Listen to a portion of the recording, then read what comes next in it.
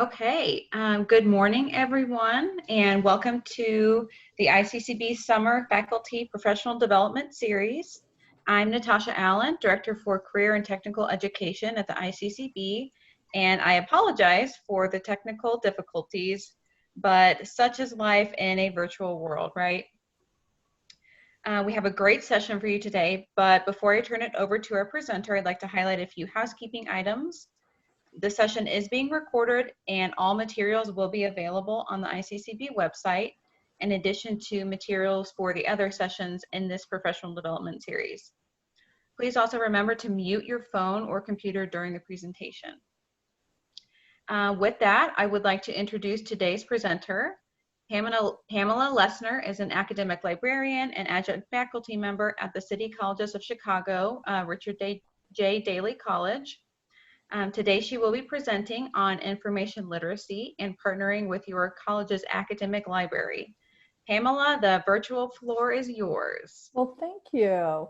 Hi, everybody. Once again, I came to City Colleges of Chicago about 5 years ago. I have a extensive public library background. And then about a couple of years ago, I finished up the certificate for the Masters of Online Teaching, which has really come in handy in terms of what's been happening this year, supporting the instructors in the classroom in a virtual sense. So there's a little bit about me. And kind of like when I invited people today, I was kind of like, okay, we have the librarians and we have the instructors, and we look at what our role was. 6 months ago, as librarians, we provided the materials, we supported the reference inquiry, and certainly at City College of Chicago, we were a huge part of the information literacy instruction in the classroom, and certainly just with the students who came to the library. Kind of like the instructors, you would always covered the curriculum, you taught the class, you supported your students, and you assessed them, and you certainly created the authentic learning experiences that they needed to master those skills. And so part of that really hasn't changed much. We're still doing all those things. It's just obviously the method is what we didn't think we were signing up for in January. But we've always had, as librarians, some strong online resources. The students, many students have been able to access the databases remotely already before this, COVID thing happened. And we, would encourage students and model that, and we would certainly we're doing that now through like some virtual chatting. The idea that you're teaching these classes remotely through an online learning system, you're still supporting your class, and through the institutional support. And that's what I kind of consider these a library is part of that institutional support to give that student this holistic experience of how they can meet their educational goals. We, I would certainly think about what can we do now and how has that changed? And I think it's even more important for librarians to like insert themselves or invite themselves to those classes. Even a student orientation that might be coming up. We're probably dealing with a lot of first-time college students in community colleges, or people who've been out of the school system for a long time. So the student orientations are, I think, have always been really important to be part of as a library. And there's a couple, like I said, so obviously just connecting directly to the students, to the student orientation, certainly try to find out who at your campus puts those together. And if it is a virtual one, if it's synchronized, meaning we're inviting everybody, is there something you can pop into and introduce yourself? or create a quick little video and hand it to them, and maybe they can put that as part of the student orientation. Every semester, we have a faculty development week for the full-time employees, and then a new instructor orientation for the adjuncts. And I think that librarians need to really use this as an opportunity to ask to be on the agenda and try to get your like foot in the door and put down a base. As far as the instructors, like I said, we've always been invited to classes. We've had professors say, hey, come on in and join the class. At the beginning of the semester, we've done little 5-minute jump-ins, and just almost like breaking down a barrier and introducing ourselves to the students. And you're going to know your students the best on when's the right time to start that relationship, because being an academic librarian is like an academic relationship with those students. Going back to that physical space, as the campus, like I always say that anybody who just walks through the door, you just never know what they're going to ask for. It could be something as little as a pencil sharpener.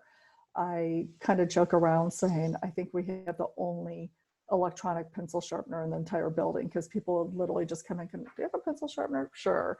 So we kind of miss that opportunity to have that physical presence there that might build on something later. Certainly the reserve materials, those textbooks, providing those, that was part of our role, an important part of our role. Once again, kind of laid the groundwork for maybe a more advanced question coming through, a week or two later throughout the semester. That physical space, that security, that quiet, well, mostly quiet place for the students. And once again, the instructors, you could select that material. You had that academic freedom, perhaps in a face-to-face class, and you really kind of knew what those student learning outcomes were. And how has that kind of maybe now changed a little bit? The first thing that we did was the department chairs really determined what textbooks were being used and is there an ebook version. We've had a lot of instruction on the open educational resources. Fortunate enough to have somebody at City College of Chicago who really took that responsibility on and has brought everybody up to speed. And then also, as a librarian out there, we had a lot of discussions about library fines and what happens to these materials that are still out there that haven't been returned, and what are you going to do about that? So I think that physical aspect of it,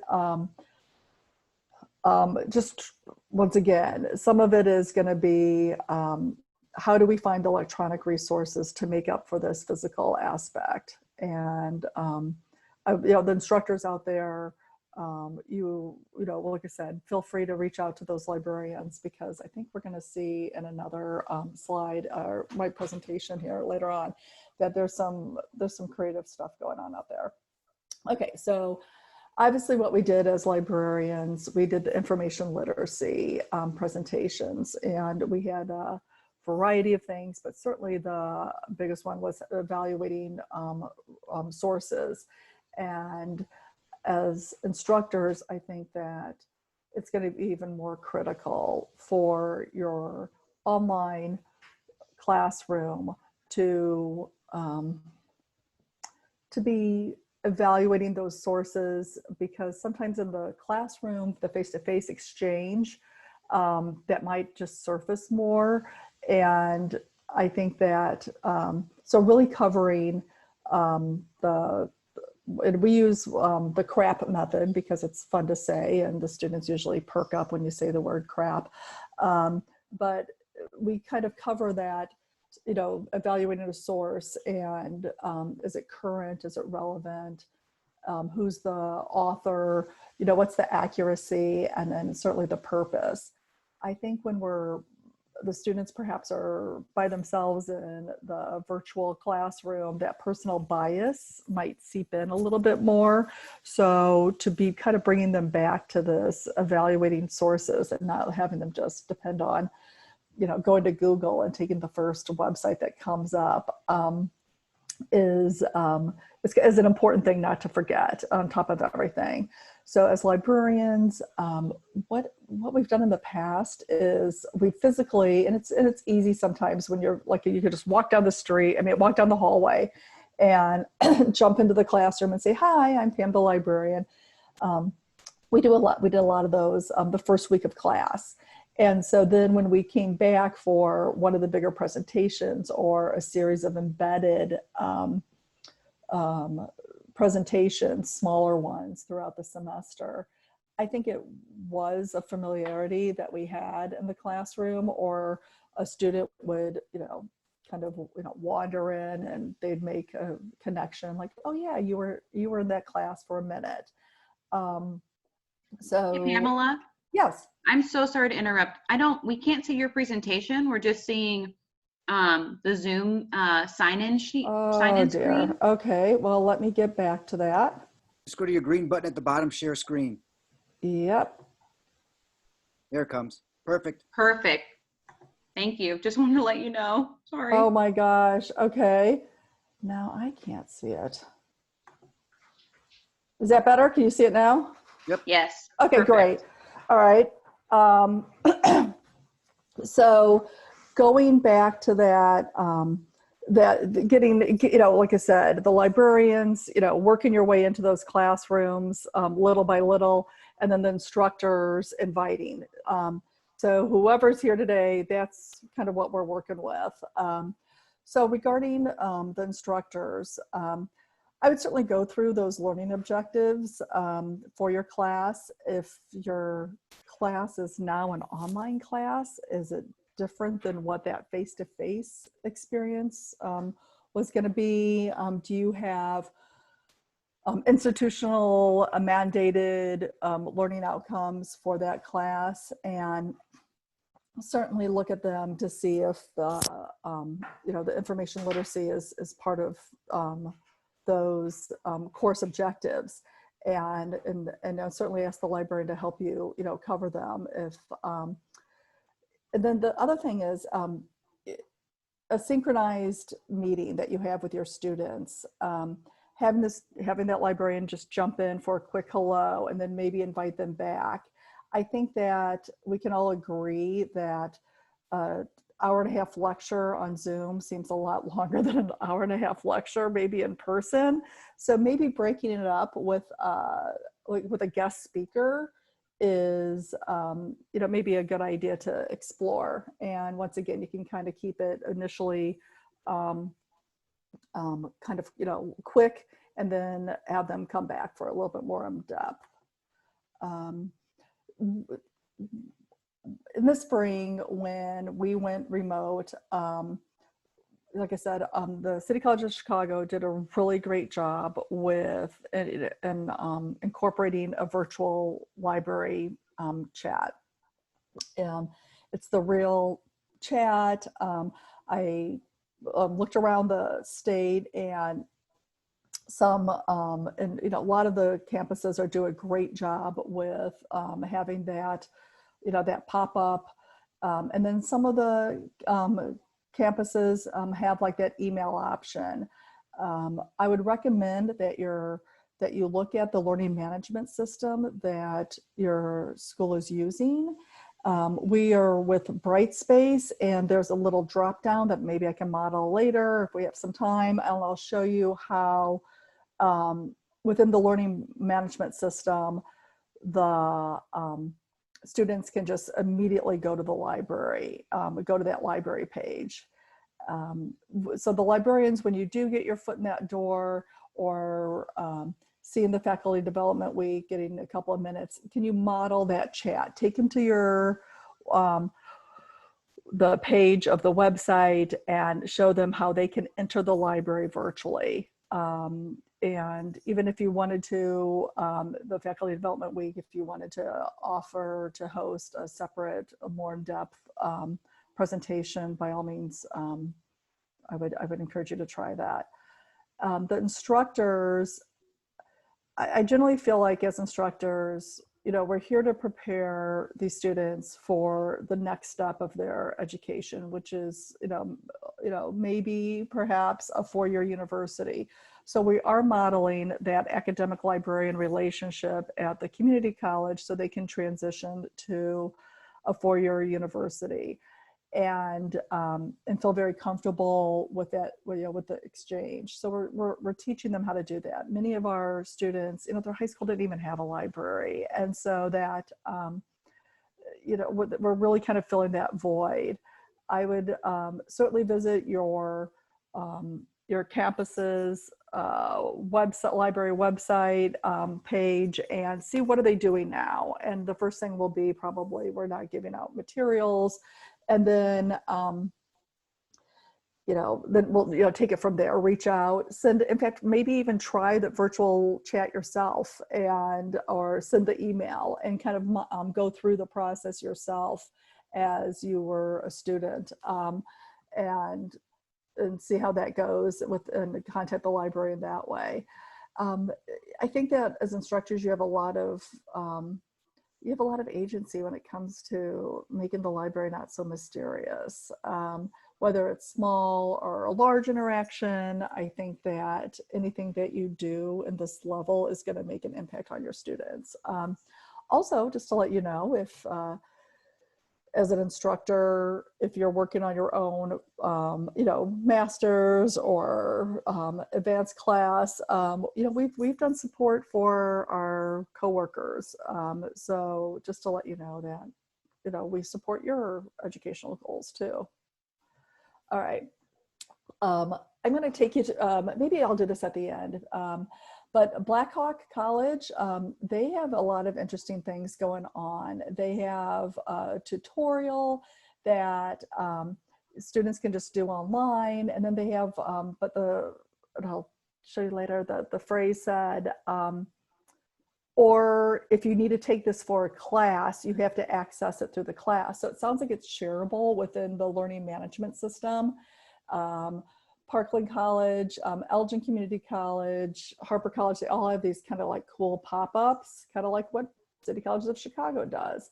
And just kind of cluing them into this, these symbols is extremely helpful. And once again, it's a quick model that you can do and then, as a librarian and just, move on, or as an instructor, it's not going to be an hour presentation, just to let you know.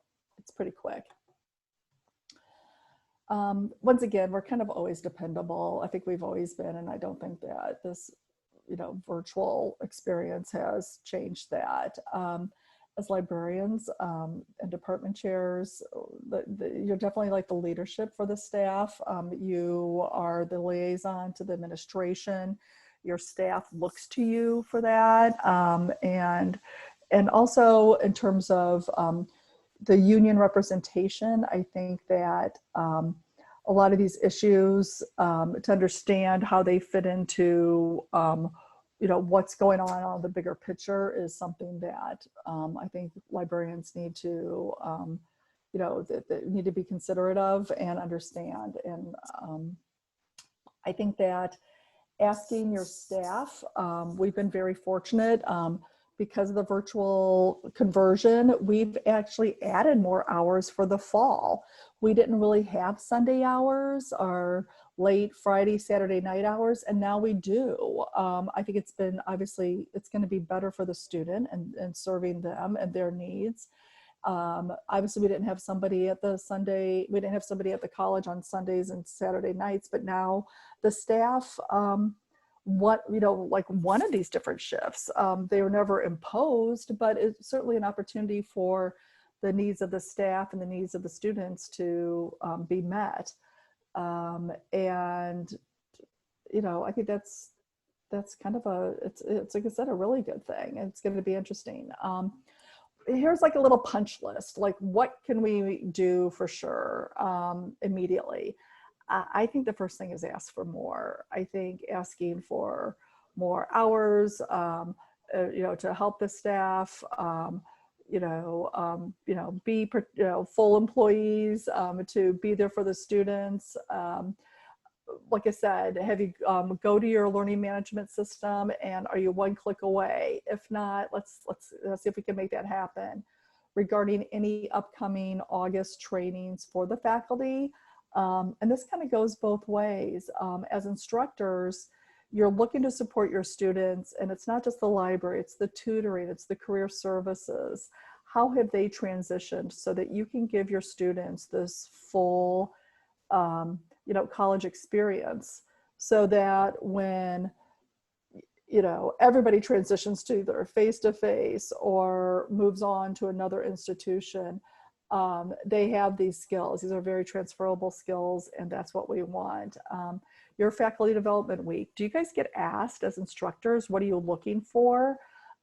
Maybe having a quick explanation during these meetings. Where is tutoring now? How has that changed? Yes, I do have a big research project. Hey, library staff, how can we start setting things up for that? And I would say, as far as a librarian, it doesn't take much to establish that relationship. It's the follow-up and being there for them at those little moments so that you know what's coming. Like I said, I would think that instructors, especially for some of those larger synchronized meetings, especially, they probably want something, the students maybe break it up a little bit by having them come in and join. Like I said, if you want to actually create an online activity with a librarian, or is there one perhaps already associated with a learning outcome? And then obviously I just wanted to throw in there briefly about, being observed remotely, as, we need to think about that as employees, as professionals, that you're not asking this person to come to your class to, be vetted as a professional. It's we're here to make sure that these students' needs are covered. But also I think it's a good observation that you have instructors and professional librarians working together to, meet the needs of the students and make those learning activities, just more authentic, and connect them to these sources that were always down the hallway. I'm gonna punch out of here real quick. And can you guys see my screen now, Harper College?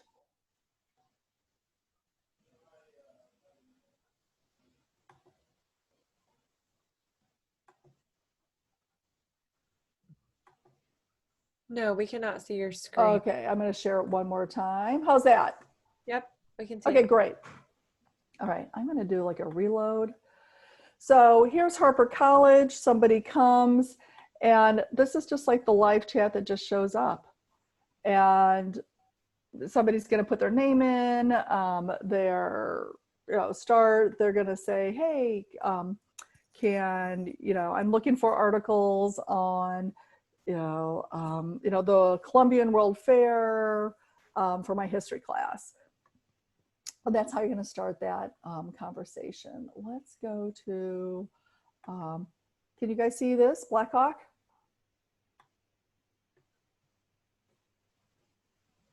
Yeah, we can see everything. Great. Okay, great. Okay, now I'm like paranoid that nobody can see anything. No, we can see everything. Okay. All right. So here's Blackhawk Community College, and whereas they have more of an email type exchange, but this is what was very impressive is the whole open educational resources.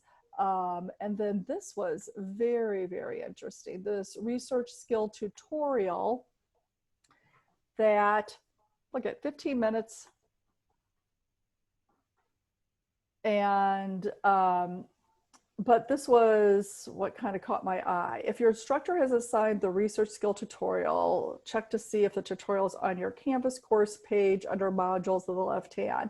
So once again, you can just see that there's just so many wonderful things that these librarians are doing out there that perhaps if, you know, like I said, whether it's the orientation or,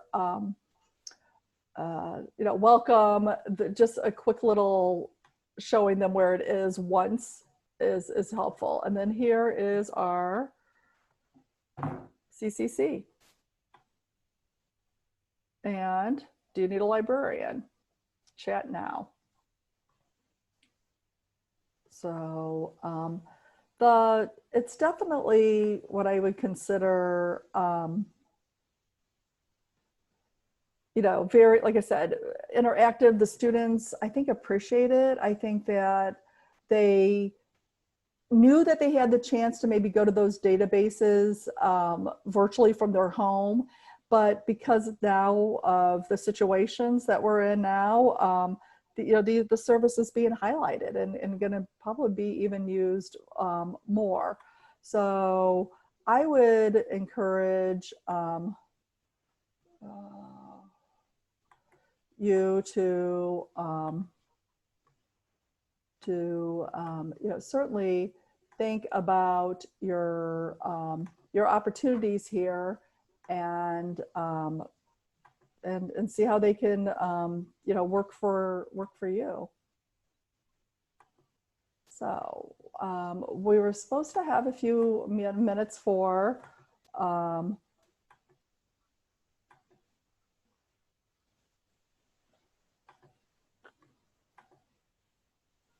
where is everybody?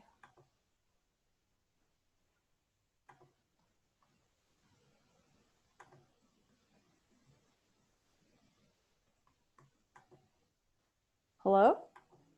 We're all here, Pamela. We Oh, where am I? Okay. everything. So, so there's kind of it. What do you guys think?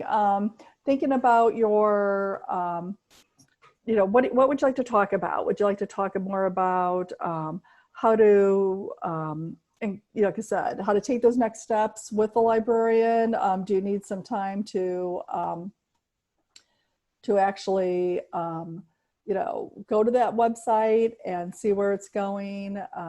Or as a librarian, what do you know, what is your concern?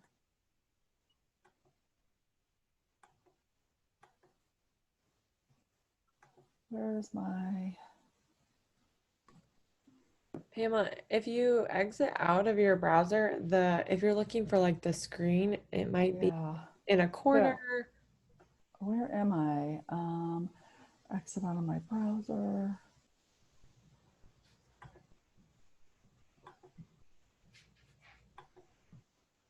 Are you trying to, you have your Where Zoom? Yeah, where am I? I'm trying to find you guys. Go down to your bottom to your tray. Do you see like the Zoom app down there? Yeah. And If you click on the Zoom app, what happens? I see meeting controls. And then I see Zoom Cloud Meeting. But yeah, that's just your browser right there. You don't worry about that thing. You're sharing your browser right now. You're not sharing your screen. I know. There's the PowerPoint. I know. Okay. Why? If you just minimize that browser, it will probably pop up. It's just hiding behind it. Wow. I'm really confused. I mean, we could still see you, Pamela. So. Oh, okay. There you go. Well, as long as somebody, all right, here we go. Your screen is sharing. Oh, here we go. It's just so minimized, I think. So there you go, guys. Where are you, how are you feeling about this?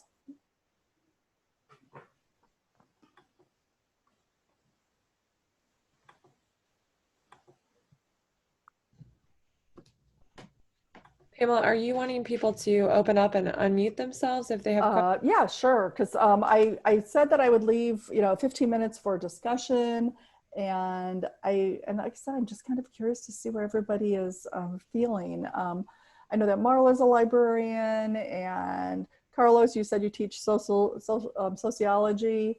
So I wanted to leave this open for just where people are out there. And like I said, looking back at the spring and how everybody just kind of got through and muscled their way through the summer. What are you kind of planning for the fall, for the what are your next steps?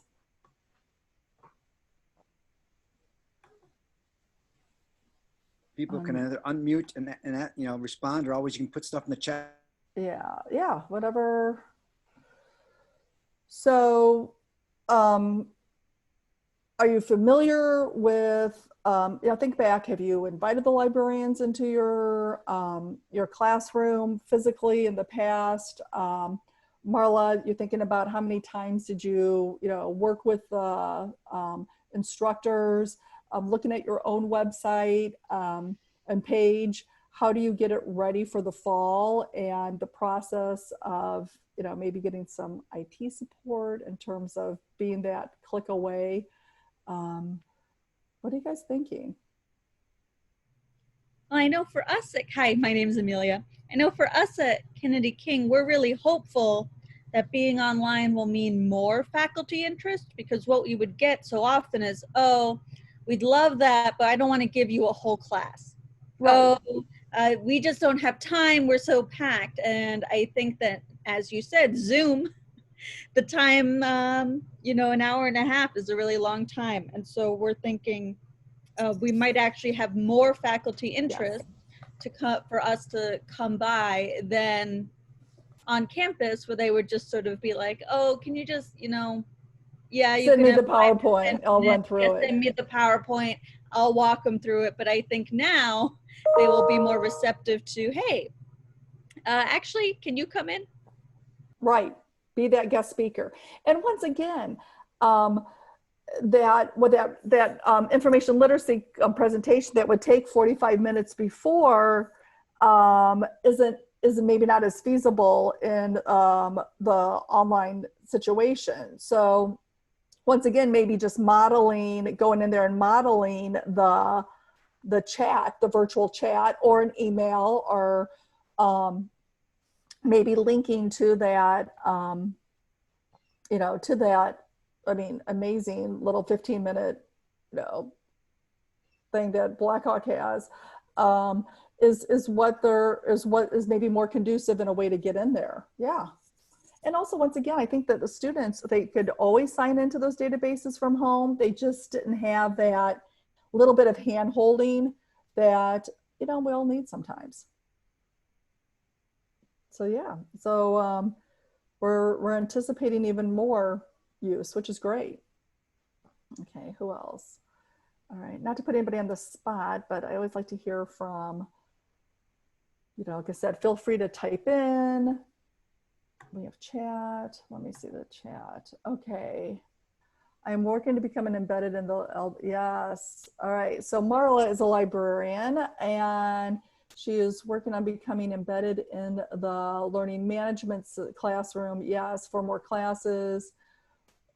Okay, excellent. So you do have a class in the learning management that every student is enrolled in. Is it like an actual half credit class, or is it a tutorial that students have to take as like a freshman experience? How does that work, Marla?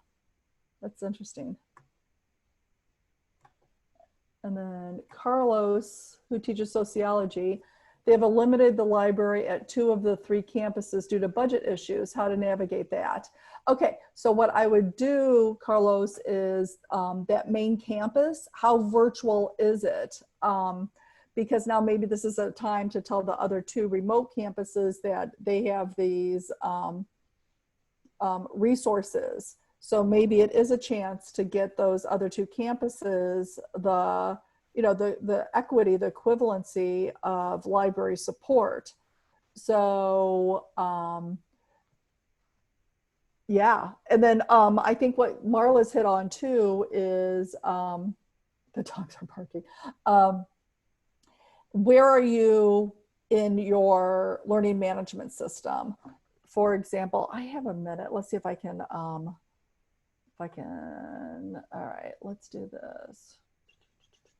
Zoom meeting.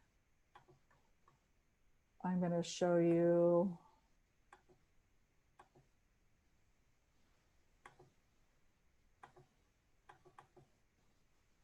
In Brightspace. Let me take you to my learning management system, the class I teach. Here we are. I teach a college success class. It's kind of like a basic college skills class. But here's student support. You will see going to the Disability Access Center. So the instructors who have this full support of a student, the Wellness Center, here's the tutoring, and then here's the libraries. It is. Hey, Pamela, you have to share that Pamela, screen. your Zoom's on again. Why do I do this?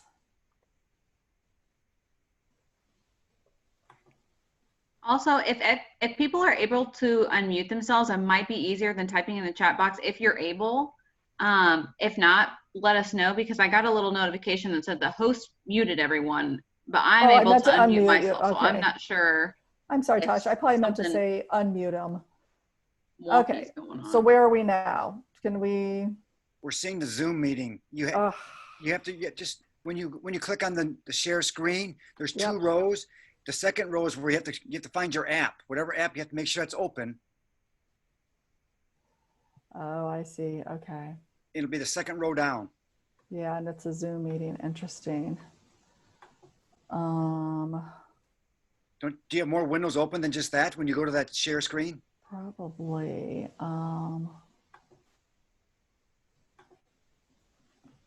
No, cancel. You are sharing the screen. I have it up. Here we go. That should be better, correct? Yep. Okay, great. So here we are in the learning management system. And under student support, one click away. So Carlos, what I would find out is go into your learning management system. Where are you in the, where are the libraries in the learning management system? Do you, so this is Brightspace, and they have this navigation bar that all the students can see, and then boom, libraries. So while they're seeing their assignment, and the assignment says you have to have, 2 academic journals or legitimate sources, they can go, and then this is where we're going to start that academic conversation virtually with the librarians. So so that's going back to that August punch list that I gave you. I would definitely do that. Find out where you are. Same with Marla. Like I said, how do you fit into that learning management system? Because that's going to be important. And I think, Carlos, that might help those 2 satellite campuses that kind of got pushed aside with the physical aspect of a library. Okay, so what else are you guys thinking? Where do you see this going for you besides, like I said, so first of all, learning management system. Second of all, how are we for faculty development week, or the faculty orientations for the new instructors? Like I said, Amelia, this might be a chance for the librarians to kind of get like even just a couple of minutes of that agenda to show them that virtual chat, because the students like it. I mean, over the summer, like I said, anybody that I've helped has been so appreciative, and they're like, this is great, this is great, this is great. Okay. Who haven't we heard from? So, like I said, anything else? Thinking about what the textbooks is another thing. Thinking about which one of them can be that we have like there's available for an ebook version. I'd say that would be like critical for the fall. Like I said, being part of maybe, like I said, the student orientation, or even doing like a quick little, if you can do like record yourself as a video, just welcoming the students and giving that to whoever does the student orientation, and put it, and maybe trying to get involved in that. Maybe not so much as being, in charge of the student orientation, but I know with new students, they'd walk by the library, we'd invite them in, we'd kind of show them that there was that physical copier and the study rooms and our maker space. But to really be part of that student orientation, if, like I said, making a quick little video and giving it to the instructors or the people who, the advisors, so that, that that you're, that we're there for them. And I think it's, like I said, a good opportunity to even give better service. Okay, we have a few more minutes. What do you, participants, chat, let me go back to the chat room. Can you unmute yourself? Thank you so much, Pamela. This has been really, really helpful, and you provided some really great information. I hope so. Thank you, Tasha. Yeah. Does anyone have any lingering questions, or was there something you were struggling with or really wanted to know when you signed up for this professional development session? And what I'm going to do is I'm going to put my email, absolutely reach out to me through an email.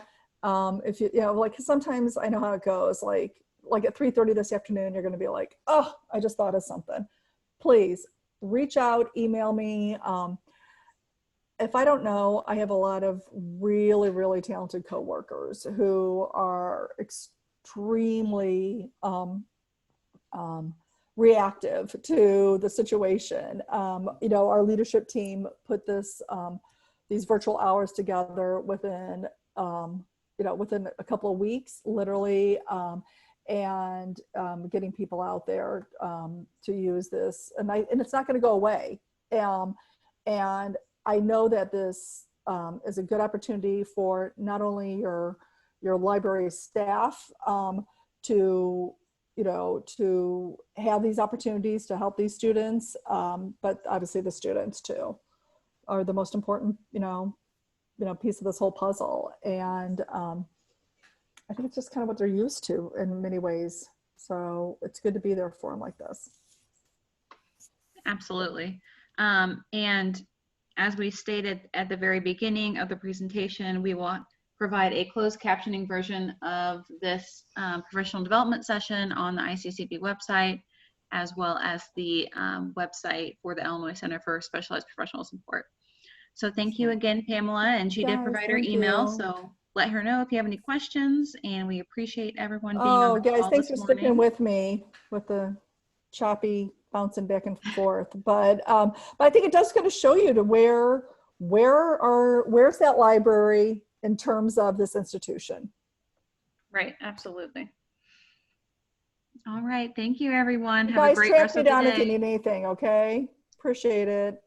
You guys, thank you, Todd, Tasha, everybody. Thank you for the support. Of course, thank you so much. I know it's Pamela. probably been a long week for you guys, with how many of these? Every week is a long week these every days. week, I know. It's like, oh, it's only July. Right. But no, thank you guys. It's almost so much. August, actually. Oh, but once again, thank you for the opportunity. I'm certainly really, really proud of, the institution that I work for. And I'm so lucky that, like I said, I have a lot of great coworkers, but it's been exciting to be part of a bigger picture of Illinois and to understand, and just in the things that I've looked around, boy, you have some really great librarians across the state. It's, Absolutely. it makes me proud to be a librarian even more when I see what they're doing and I'm like, oh, that's great. I gotta go get it. And actually what's been kind of fun is I did a few of these chats with these librarians going, hi, I'm going to be speaking, almost as if I was a student. So, and they're like, no problem. Happy to have you. So, you guys, it's a strong community college system, and I think Absolutely, I agree with that. It really, really is, and I know that the library is a part of that. And thank you for inviting me, you guys. I really appreciate it. Track me down if you need anything else. All right. Sure. Thank you. All right. Hey, Todd. Thank you so much. I know. I appreciate it. All right, guys. Carlos, good luck. Let me know if you need anything, okay? I'm excited. I want to hear what you guys are doing down in Belleville. It's like, this is good. I think you're going to be able to serve those satellite campuses. Like, and I think you're going to be the activist that makes that happen. So great job, Carlos. All right, I'm going to go ahead and end it for everyone. Thank you. Yes, thank you, Marla. Looking forward to seeing you guys. All right, we'll see you in Springfield someday. Bye.